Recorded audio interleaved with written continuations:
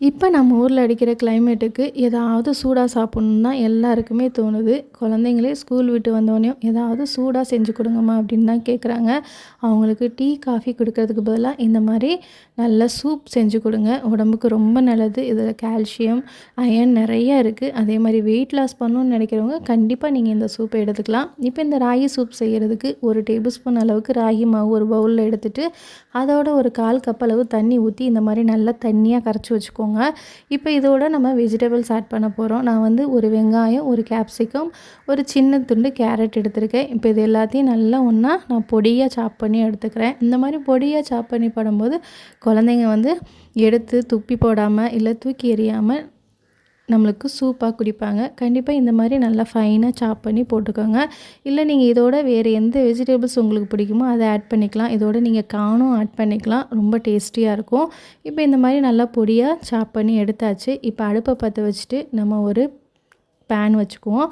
இப்போ இந்த பேனில் ஃபஸ்ட்டு வந்து 1 டீஸ்பூன் அளவுக்கு கீ ஊற்றிக்கலாம். கீ வந்து நல்லா டேஸ்ட்டாக இருக்கும் அப்படிங்கிறனால நான் கீ போடுறேன். உங்களுக்கு கீ வேண்டாம் அப்படின்னா நீங்கள் தேங்காய் எண்ணெய் இன்னும் நல்லா டேஸ்ட்டை கொடுக்கும். அதுவும் வேண்டாம்னா நீங்கள் நார்மல் எந்த ஆயில் வேணாலும் சேர்த்துக்கலாம். இப்போ இந்த கீலேயே நம்ம சாப் பண்ணி வச்சுருக்க வெஜிடபிள்ஸ் எல்லாத்தையும் சேர்த்து ஒரு 2 நிமிஷம் லைட்டாக மீடியம் ஃப்ளேமில் நல்லா வதக்கிக்கோங்க. இப்போ இதோட வதக்கிறதுக்காக கொஞ்சோண்டு உப்பு சேர்த்துட்டு நல்லா வதங்கினதுக்கப்புறமா லைட்டாக கலர் சேஞ்ச் ஆனதுக்கப்புறமா ஒரு 1/2 கப் அளவு இதில் தண்ணி ஊற்றிக்குவோம்.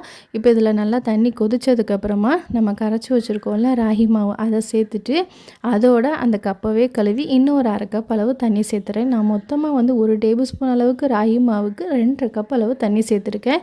இப்போ இது மீடியம் ஃப்ளேமில் நல்லா கிளறிக்கிட்டே கொதிக்க விடுங்க. இல்லாட்டி வந்து அடிப்பிடிக்க ஆரம்பிச்சிரும். அதனால் நல்லா மீடியம் ஃப்ளேமில் இந்த மாதிரி 1 நிமிஷத்துலேயே நல்லா கொதிச்சு வந்துடும். நம்மளோட சூப்பும் திக்காக ஆரம்பிச்சிரும்.